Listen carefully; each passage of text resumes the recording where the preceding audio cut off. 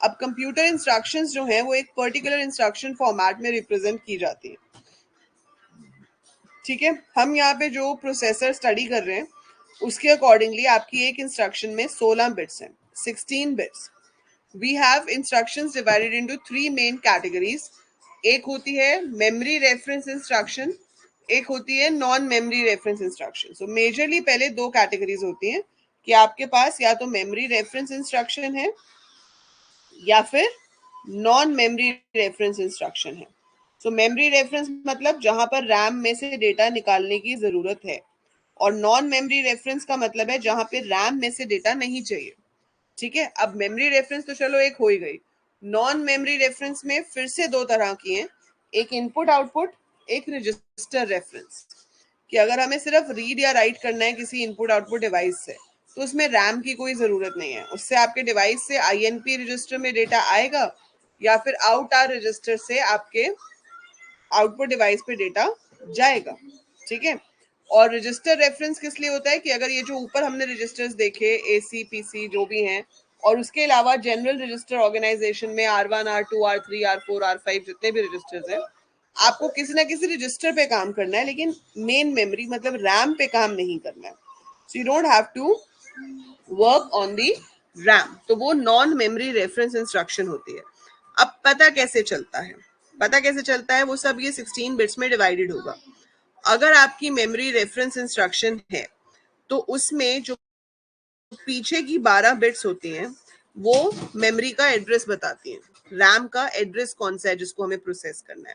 और शुरू की जो 4 बिट्स हैं उसमें से 1 बिट होती है मोड बिट, और 3 बिट्स जो होती हैं वो ऑपरेशन को डिफाइन करती हैं। अब मुझे बताओ, अगर 3 बिट हैं तो 3 बिट्स के पॉसिबल कॉम्बिनेशंस कितने बनेंगे? B quite. 3 बिट्स के कितने कॉम्बिनेशंस बनेंगे? 8।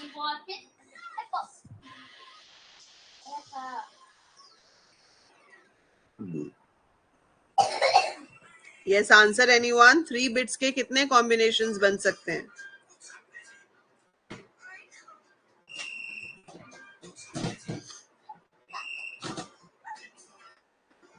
8। सो अब आप ये पहला वाला फॉर्मेट देखो, आपके पास ये 3 इंस्ट्रक्शन फॉर्मेट्स हैं। This is your memory reference,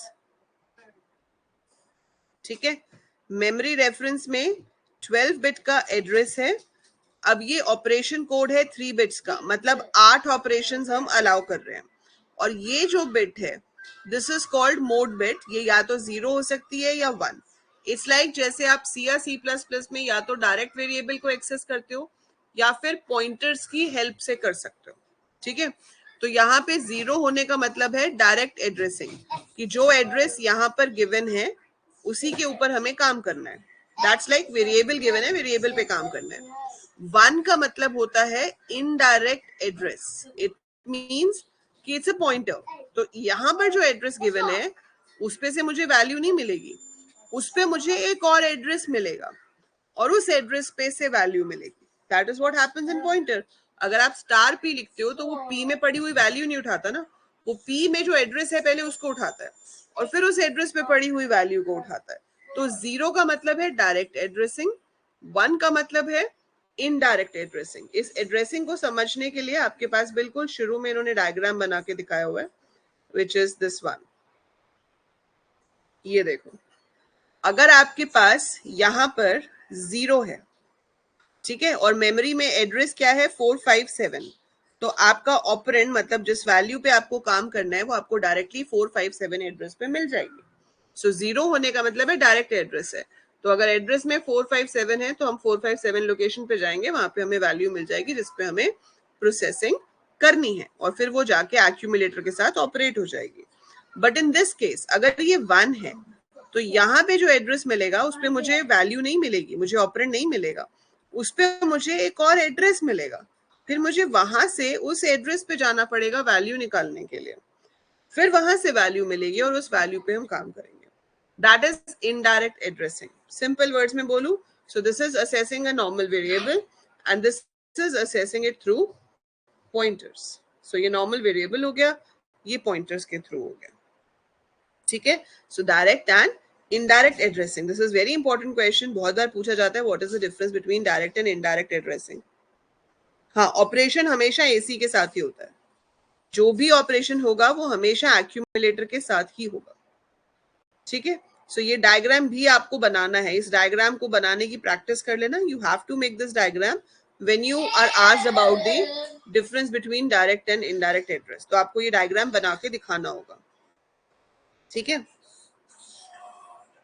that is how processors are design ना कशिश. वही तो एसी का पर्पस है. एसी को हम डिफाइन ही कैसे करते हैं? It's accumulator register which holds the result of all intermediate calculations. तो जितनी भी प्रोसेसर इंटरमीडिएट कैलकुलेशंस करता है सबका एड्रेस पहले एसी में आता है, उसके बाद कहीं और ट्रांसफर होता है. तो जो भी काम होगा वो पहले एसी के साथ ही होगा and then from AC it is transfer to different memory locations. That is how processor works. वो प्रोसेसर का मेन रजिस्टर है जिसके ऊपर वो काम करता है.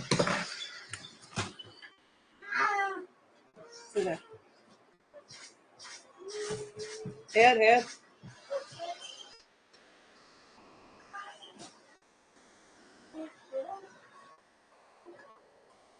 हाँ.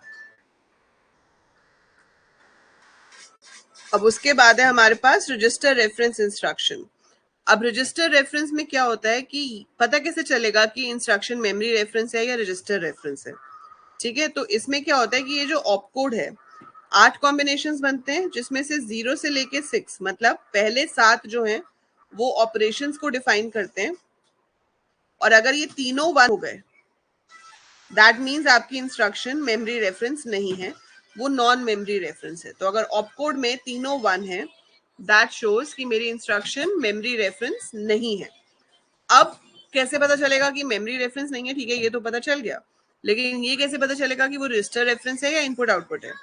तो वो अब इस बिट को चेक करेगा. अगर ये वाली जो आई बिट है ये 0 है तो ये रजिस्टर रेफरेंस इंस्ट्रक्शन है, और अगर ये 1 है तो वो इनपुट आउटपुट ऑपरेशन है. अब क्या ऑपरेशन है वो ये पीछे की 12 बिट से पता चलता है. तो रजिस्टर ऑपरेशन कौन सा परफॉर्म होगा that is given over here, उसका कोड यहाँ होता है. सिमिलर वे इनपुट आउटपुट कौन सा ऑपरेशन होगा उसका कोड यहाँ होता है. बट ये शुरू की 4 बिट्स डिसाइड करती हैं कि आपका जो इंस्ट्रक्शन है वो किस टाइप की है, whether it is memory reference और it is non memory reference. Memory reference है तो पहली बिट बताती है कि डायरेक्ट एड्रेसिंग है या इनडायरेक्ट एड्रेसिंग है. ठीक है. और अगर आपके पास नॉन मेमोरी रेफरेंस है तो वो मोड बिट आपको बताती है कि आपकी रजिस्टर रेफरेंस है या इनपुट आउटपुट रेफरेंस इंस्ट्रक्शन है. तो पहले तो हमें ये समझ आना चाहिए कि इंस्ट्रक्शन फॉर्मेट होता क्या है. So once we have understood what is an instruction format, ये आपकी लिस्ट ऑफ इंस्ट्रक्शंस है. This again you have to learn, ये आपको याद करना पड़ेगा.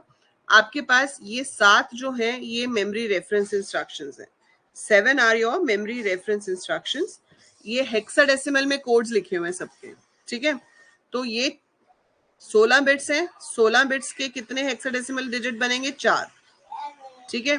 तो इसमें ये पीछे के 3 कुछ भी हो सकते हैं, लेकिन अगर पहला 0 है so that means direct address. Operation क्या है? एंड. ये 8 का मतलब क्या है? इनडायरेक्ट एड्रेस, लेकिन ऑपरेशन क्या है? एंड. हाँ, पर ये 1 0 नहीं है ना, ये 4 बिट को लिए 0 रिप्रेजेंट कर रहा है. ये जो पहला डिजिट है this is not single digit, this is representing 4 bits. So this 0 means 0 0 0 0, जिससे ये है डायरेक्ट और इसका मतलब है एंड. 8 का मतलब क्या होता है? 1 0 0 0. तो 1 का मतलब है इनडायरेक्ट और 3 zeros का मतलब है and. Add is 0 0 1. Load is 0 1 0. That is 2. Store is 3 0 1 1. Branch unconditional. It's like go to statement कि हम किसी भी कंट्रोल को जंप कर सकते हैं किसी भी लोकेशन पर. फिर BSA, branch and store return address. That's like a function call. Increment and skip if 0. ये सारी इंस्ट्रक्शंस एक एक करके हम डिटेल में पढ़ते हैं, बट वो अभी बाद में पढ़ेंगे. But these are your memory reference instructions you have. फिर ये आपके पास है register reference instructions. Clear the accumulator. E होती है एक फ्लिप फ्लॉप जो कि कैरी को स्टोर करता है. जब समेशन होती है एडिशन, तो जो कैरी आता है वो कैरी को होल्ड करने के लिए ई होता है. So we have clear A to clear the accumulator, clear E to clear the value of E, CMA, that is complement AC to complement the value of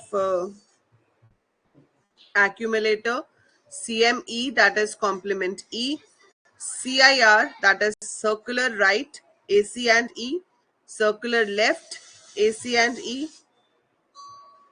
ये इसका हेक्साडेसिमल कोड है. देखो 7 क्यों है?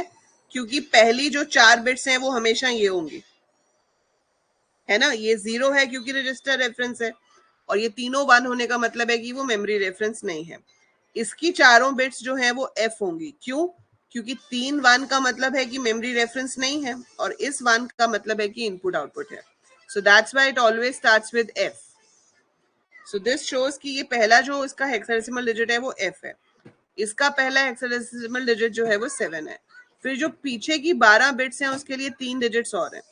अब वो उन्होंने जिस भी बेसिस पे लिए हुए हैं आपको बस ऐसे याद रखना है. इजी है. देखो 7800 है, फिर 8 का हाफ हो गया 7400, 4 का हाफ हो गया 7200, फिर 7100, फिर वही 8421 होगा लेकिन प्लेस चेंज हो गया. सॉरी, फिर से 8421 है लेकिन फिर से प्लेस चेंज हो गया. ठीक है, तो ये 2-4 बार लिखोगे तो याद हो जाएंगे.